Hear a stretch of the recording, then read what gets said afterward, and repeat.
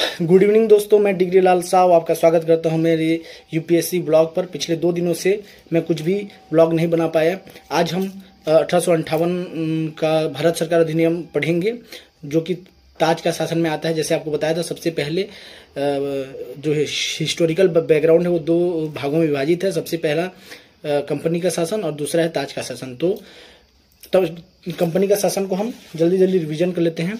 सबसे पहला हमने पढ़ा था 1773 का द रेगुलेटिंग एक्ट, उसके बाद 1781 का द अमेंडमेंट एक्ट, उसके बाद 1784 का पिट्स इंडिया एक्ट, उसके बाद 1786 का अधिनियम, उसके बाद 1793 का चार्टर अधिनियम, उसके बाद 1813 का चार्टर एक्ट, 1833 का चार्टर एक्ट, 1853 का चार्टर एक्ट। अब आते हैं 1858 का भारत सरकार अधिनियम।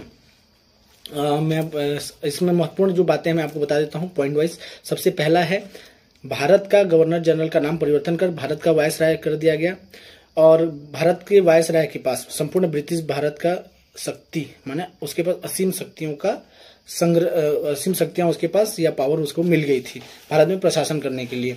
दूसरा,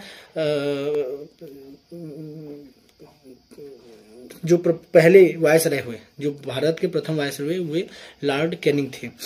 उसके बाद ईस्ट इंडिया कंपनी का शासन समाप्त कर दिया गया।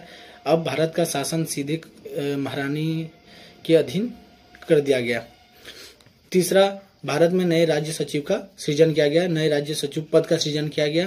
भारत में शासन प्रशासन के लिए एक नए राज्य भारत के राज्य सचिव का सृजन किया गया, जो कि ब्रिटिश पार्लियामेंट का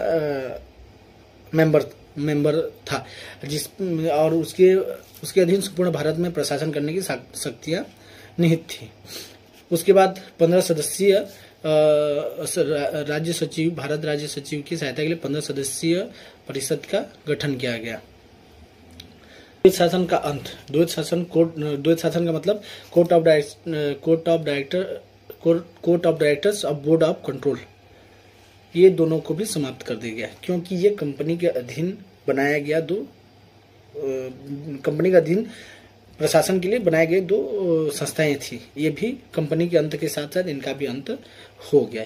इसके साथ हमारा 1858 का भारत शासन अधिनियम कंप्लीट होता है। अब हम पढ़ेंगे 1861 का भारत परिषद अधिनियम, जो कि मैं आपको थोड़ी देर बाद अपलोड करता हूँ।